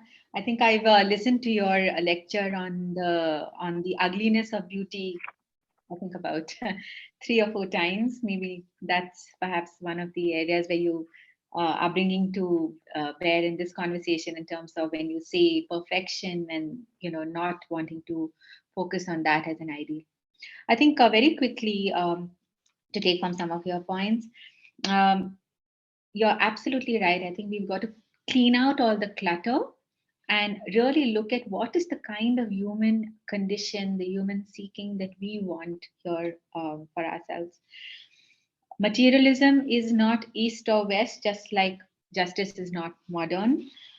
Yes, you're absolutely correct. There are several sections of us that are uncomfortable with democracy. I wanted to give my example of actually spending time in a small village called Bhim in the eastern part of the country, where there is a school called the School of Democracy, and listening to conversations there about the conflict that people are facing with those running the school on democracy and actually living it in their real lives. But the one area that I perhaps may want to push back on you is in terms of defining ourselves in relation in this whole East-West aspect. I think the reason why we are trying to come out of that, and what you're saying is that even in coming out, we are in it. I think one of the examples I would give is that today we are not just impacted by the West, we are also impacted by technology. Let's take the example of Facebook that sort of manipulates our anger, that manipulates our discomfort, and therefore creates around us a certain value system. Now, Facebook is not spending the kind of money or the resources to really see what that is doing in countries like ours, but it is doing, making sure that it is monitoring what it's doing in the US with 84% of its budget being spent there. So by virtue of this example, I'm trying to say is that we are today impacted by many other influences, not just the East, and therefore we've got to look at ourselves and define ourselves for who we are in this entire basket of influences, which therefore reduces the impact of the West on us and our identity. So that's very quick. It's not satisfactory to your comments, but unfortunately we're running out of time. We now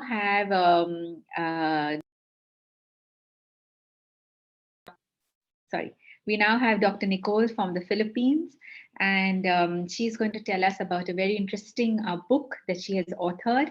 It's called Asian Place, Filipino Nation. Over to you, Dr. Nicole, and sorry for keeping you waiting. No problem, and I apologize in advance that I won't be able to stay for much of the discussion, given we're running over time. But I think actually, rather than really rehashing all the different scales and ideas of Asia that I studied in the book, which I don't think we have time to do now, I think what I want to emphasize is that Asia, in the period I studied for my first book, which was the turn of the 20th century and early 20th century, so late 19th to sort of midway through the 20th century, is fascinating because of its very formlessness, and the idea of Asia served as an index, and it continues to serve as an index of the prevailing geopolitical and international ideological power structures in the region. It's actually more of a blank canvas upon which people projected both fantasies and fears. And through my study, I did not find something innate necessarily. And I think that's something to keep in mind, because it's a useful frame to see why and how different scales and geographies of political affinity expand and contract at different points. So they're not disassociated from the larger histories in which they emerge, in which they're embedded, and out of which they're in a sort of dialectical relationship. And I want to, I guess, pick up some of the points that we just heard, and basically emphasize that. So Pan-Asianism is one of the concepts that I study, one of the intellectual histories that I went into. And the Pan-Asianism emerges actually counter to Professor Yong-Wook Lee's timeline. If you look at it more expansively as an intellectual history and a discourse, rather than just an official ideology by a government, it actually emerges in the 1870s. And it emerges sort of in the, exactly within a dialectical relationship with the West, in that thinkers and political activists in East Asia primarily encountered the racial barriers that circumscribe the application of the West's supposedly universal and Enlightenment ideals. And so things that were supposed to be universal, things that were supposed to be about modernity writ large and the human condition writ large, they found actually were premised on an idea of a white Christian male. And so in coming up against these sort of exclusionary barriers to what were supposed to be universal ideals, they came up with an alternative understanding of modernity, of ways of being. And so that's, I think that in its very birth, Pan-Asianism exists in that dialectic, and there are many ways in which it exceeds it or moves beyond it, but it is always present. And I think about Pan-Asianism because of the question that you sent me and sent us all as panelists, which was, if I can quote, so far the Asian identity has been decided either by the West, called Orientalism, or by individual countries. Is there a need to look at a common idea of Asia so as to be able to move towards an idea of development or a sensibility that reflects who we are? So that was the question you sent to us. And I think that the history and discourse of Pan-Asianism and Asianism directly counters the premise of this question. There's a history beginning in the last quarter of the 19th century in which the idea of Asia and its definition was being actively negotiated and enlarged and clarified and contested. And this was done by Asians transnationally, not by the West or by individual countries alone. Within the Sinic heart of East Asia, a sense of Asia was deep-rooted and bound to the Sino-centric world. However, it progressively expanded outward through direct contact with and contestation by Indians, Siamese, Filipinos, Vietnamese, and many more. And we have lots of histories of different associations and societies that crop up in this period in which all of these people are members, Koreans as well. So, and together and transnationally through anti-colonial and political collaboration, a more politicized version of Asia emerged in this period that was developmentally oriented. This collapsed in the wake of World War II due to strident domestic nationalisms and the urgent needs of decolonization causing an inward turn in conjunction with the violent excesses of Japan, the former modern savior of Pan-Asia. However, this edifice of transnational collaborative Asia did not disappear. Almost immediately, it transitioned into the more ethnically limited Pan-Malayism and the politically idealistic Mafilindo, which was a union of Malaysia, the Philippines, and Indonesia, and the more expansive Third Worldism and more diplomatic and structural ASEAN that would follow. And have any of these visions aided development or foreign policy? I mean, that may be for experts in the room in both fields to determine rather than me, as I'm just a historian of intellectual history. But apparently not, if we are still asking this question when this history has been alive for over a century at a fully globalized scale. And I would also add that you mentioned Farag Khan came to speak at this roundtable, and he's actually part of this very long tradition of Asianist thinking. So it is very much alive and well. I'm going to stop there because we're running short on time and I want to give time for everyone for discussion rather than me going on and on about my book, which I don't think is necessarily directly relevant to what we're talking about. Great, thank you, Dr. Nicole. I think with that, we have about 10 minutes technically and officially for the end of this roundtable. But for those who are willing to stay, we can stay on maybe another 10 minutes longer. What I will do is now open it out to questions or comments or responses that panelists have towards each other, as well as from the audience. And maybe there's one question that I'll place on the table to aid this discussion is from what Nicole said, that is that there was this Asian drafting of an Asian idea that was drafted by Asians, but it sort of fell into ethnic pockets, from what I understood very quickly, Dr. Nicole, from what you said. The question that I have and what I want to start with is that what is the role going to be of these different ethnic groups, ethno-religious groups, different groups, whether it is like Dr. T.M. Krishna saying, the differences in 2 lanes from him, in shaping these different modernities. So I'm going to just open the floor for comments, reactions from both the audience as well as co-panelists.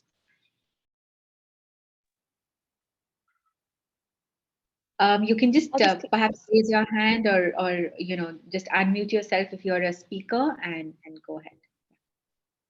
One thing I'll just quickly say is that though at the same time you have more ethnic sort of groupings of solidarity and of sort of collaborative structures of thought and politicized sort of kind of action, you also have third worldism that emerges at the same time. So actually you also move beyond race in a way that is different from the earlier version of Pan-Asia. And I don't think that those are unconnected. So you have both scales working.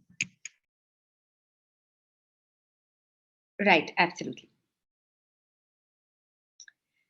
So anybody who'd like to make a comment or a response first? Anybody from the audience as well?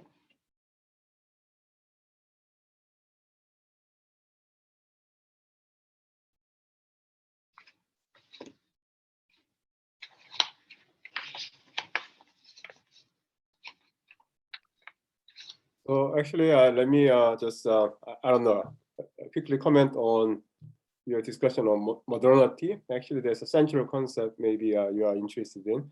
Actually, in academia, maybe some of you know better than me, but actually there are many discussions and definitions of modernity. That's the issue.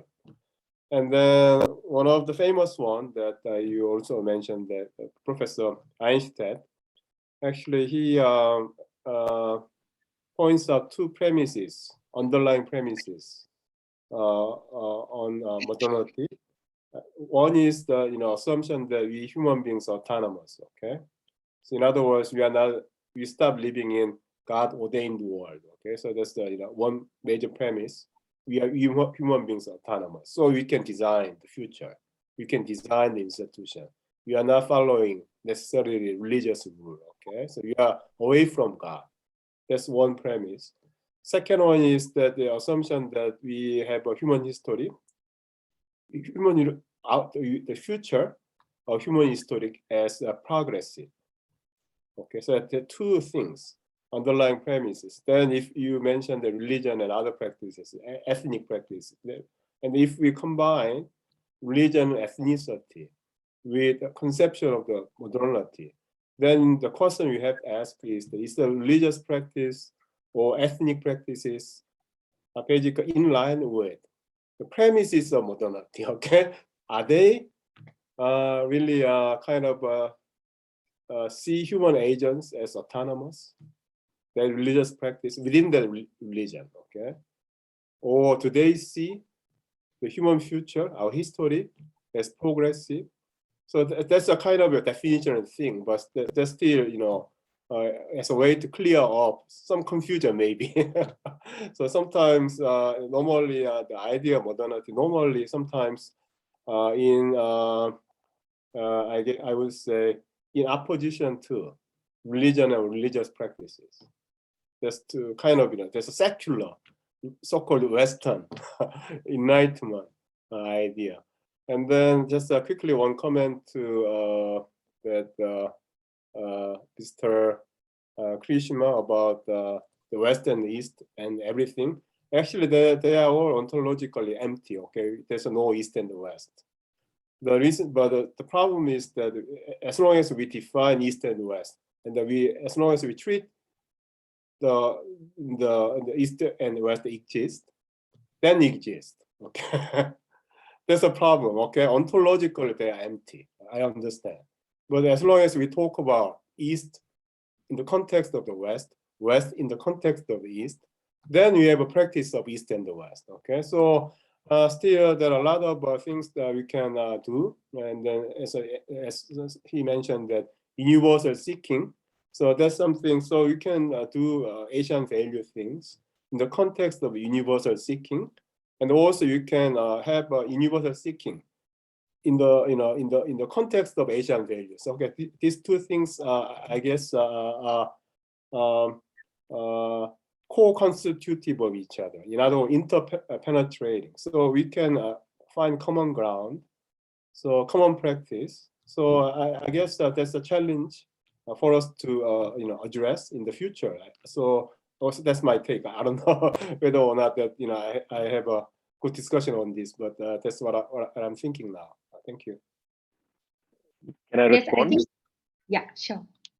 Can I respond? Yeah, and I completely agree with you, Professor Lee. Yeah, ontologically, these are completely empty words. I mean, that's one of the things. But the interesting part is this. Okay, one is because you're positioning the East from an understanding of the West, or the West from the understanding of the East, they gain some kind of relative relevance and a relative knowledge idea, right? So, and I guess at some level, you're always going to be kind of both contesting and learning from these two models that are going to be looking at each other, even if they're not even one model, but nevertheless, for a matter of conversation, I'll call it that. But the other question then is, the universal seeking is, if you're all in agreement with that is a universal seeking, if we are in agreement, the question then emerges is, within our frame of the East, which is multiple frames, how does one go towards that universal seeking? And here you pointed at something, and which I just want to pick out on, which is religion. And I will add ritual to it also as part of it. So then there is another little knot over there, faith and religion, right? Which is also a complicated knot that we need to look at, right? So, because there is faith and there is religion, and both interplay in every individual, okay? And there is a subservience to the power structure of religion, but there is also an independence to the feeling of faith. So there is this very, very internal community and individualistic battle that is happening within people, right? So is then faith something that is closer to probably our seeking, rather than a structure called religion? Now, if we agree that maybe, yes, within faith, there is that possibility of embrace that we are discussing, how does one de-entangle, or shall we say, loosen at least, the hold that religious systems have on faith and belief? That's the other complexity I would just like to bring in.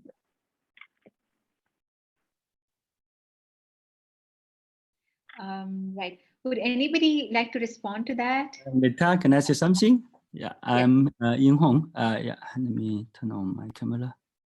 Yeah, very interesting discussion on Asian value. Here, I just come up with an idea about space and time. Why couldn't we see from the kind of space and time? Space means what? Actually, East and the West, or Asia. And when we say about the East, actually, it is not only limited to Asia, but also maybe we have to include Africa and like Latin America, so many other places. So that means actually we say Asia and the West. In some sense, we look at it from the space. Then actually we have to admit one thing, maybe there are more inter-Asian among the Asian countries within the Asia. So Asia, it is sporadic. It is a continent, which and we can see like about the kind of the emergence of the modernity. It is because of the kind of the tension between the kind of Catholic and the Muslim, and which is stop the spread of the exactly what we see about the origins of the modernity. And that means that's a really important thing for us to begin with the discussion of the Asia from the term of the space. And then we can see about like the kind of inter-Asian, like particularly about the space, it has no spread evenly. So we can see that there are more inter-Asian between the East Asian country, and there may more maybe than the inter-Asians within the South Asian countries. But there are still some connections there. And this connection is stronger, or was stronger than their connections to the West. So this we can see this from the history of I mean we can define it from the space, the terms of the space. Another thing is like that the time is very important for us to understand about the relationship of the East and the West, or Asia and the West. The point is that actually this kind of process is not linear. Another thing is the people can diminish the kind of the distinction between the East, West, Asia, and the West, in the sense of there's just different stage of the human society development. So people will say this because some are developed countries, some are a developing country, or some are modernity, some are in the modern society, some are on the process to the modern society. So time is another factor we need to concern. We need to consider about the kind of the East and the West. And then that means what? And that means that even in the Asia, that means maybe, of course, the driving power of the modernity is the West. Mostly we said that is the, even the West, we don't say that it is the whole West. It is the West Europe and the North America. In many sense, it's there. But this kind of times means what? I think this kind of the spread of time, the spread of different stage of human society has no spread eventually as the space. So it's starting from the West Europe and then to the whole Europe and then to the long Europe. But the point is there, if this kind of it is only the receiver of the kind of modernity, a Western centralized modernity, then the Asian pay no contribution to the modernity. But if we find something like the East Asian join the kind of process of modernization, particularly if we see the case of the Japan, it becomes to accept modernity as early as in the night, maybe before the 1990. I think it's 1879 or something else. That kind of reform. So we can see that kind of that kind of modernity. It is not linear. It is not limited to the West. It also happened in the East, and the East also play an important role. Take example for India or China. They are the Turkey place of the goods and for the Western market. So these kind of things we can combine together, and then we can come up with the kind of the Asia. Maybe it's no problem. The problem is that how we can see just some kind of the two groups of cases. One group is the West, and another group is the Asia, and then we can compare them, and they are also interactive with each other, are connected with each other. So there's no problem. We just need to explore, and maybe we can discover something in this kind of team. So I'm quite optimistic towards this kind of research. I think we can see that even in the 1930s, like Tagore's visit to China, and Tagore come up with this kind of Asia. And we also know about that, I think, from Professor Lee's research about that kind of the Pan-Asianism. And he's studying from the 1930s, even he writes during Lelou's visit in China, Leloux and China's Pan-Asianism. So this is a long issue. People have to work on for such a long years before. I think we can continue. We have somebody from the audience, Ankita Kapoor, who wants to say something. Just before I give her the mic, I just wanted to respond very quickly that yes, there is a time element to our discussion on multiple modernities. And Mr. Krishna, I mean, I think there will always be an element of relativity. It may not necessarily, even if we move away, even if we don't move away from the East-West relativism, there will always be some element of relating ourselves to something. And this is happening not between just Asia and some other element that we're relating ourselves with or against, but within regions as well. For example, what is recently happening in France, where their idea of secularism is being termed radical secularism, so much so that it is at conflict with their minority groups, the Muslim groups in their country. And that radical secularism is being said to be at loggerheads with another form of secularism in the US. So these battles or these definitions will continuously happen.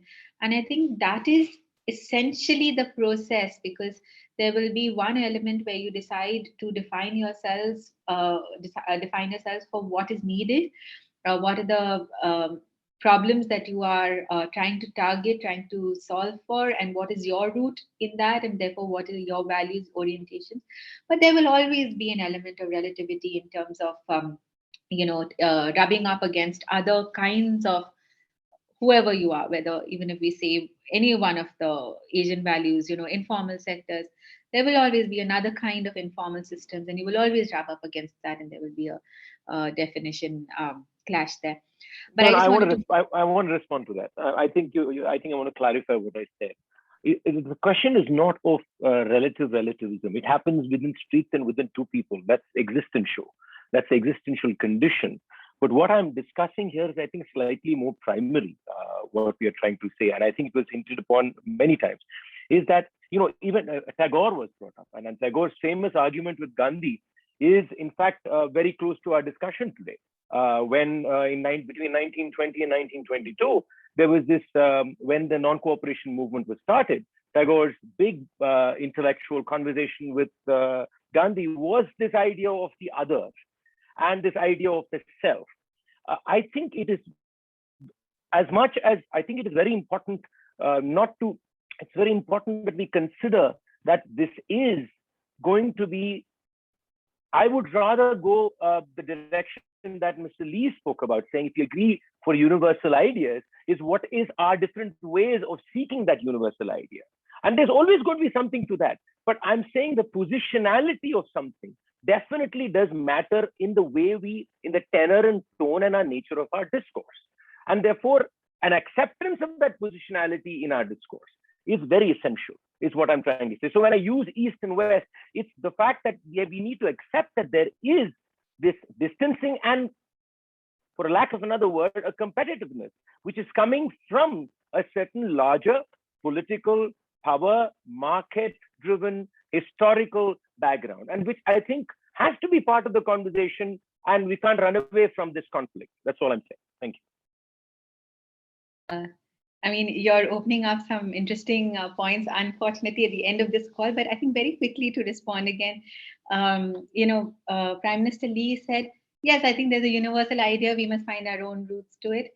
But, and he also said things like, the fact that democracy creates disorder in our kind of countries. So I don't think we are negating that. We are saying essentially that there are these universal ideas, and we perhaps have our different, our own roots to that. And that is the, whole sense of multiple modernities, that you will have your own root. Sorry, I've lost what I was trying to say, which is that it'll come back to me. It'll come back to me. Sorry, in that excitement, I've lost it. But let's get Ankita Kapoor, and then I'll come back to it. Good evening. I'm Ankita Kapoor, an educator in a Swedish school here in India. Sorry for digressing and going a little back. But having lived in the US, UK, and in India, I really would like to applaud this initiation of Asianism Retold. It truly has been a very refreshing discussion, which was much needed. But I would like to go back to what Neha Bansal, the founder, said at the beginning, of this discussion on education. I completely agree with her, and as an educator, I believe myself that a structured curriculum encompassing students' interest is important, but education occurs a lot outside, through these informal systems. So it works through conversation, exploration, and experiences. So I think these informal systems really adds up to one's education. Thank you for that vote of confidence. And I think we will take that as a cue to continue this discussion, no matter how, what we rub against and the uncomfortable parts that we open up. So we will take that as a cue to continue this. Just quickly, the point that I forgot with Mr. T. M. Krishna was the competitiveness. I think that's essentially something that I'm hoping that we will be able to move out of. Again, it may be idealistic, but I think in a very materialistic race, while we may not completely negate the importance of materialism, to be able to come out of just blindly following that race is something that I'm hoping we can be able to achieve through this initiative. Like I said right at the beginning, one race was just following in the line of our nose, one solution, which was education, and we've competed ourselves with setting that up. Has that resulted in the results that we want is a question that we should ask ourselves very clearly, very deeply. So that's what I wanted to say. But any last comments, responses, and then we will close.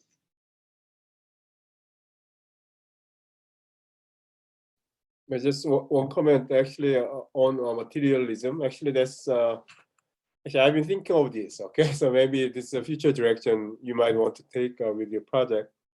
Materialism, universal seeking.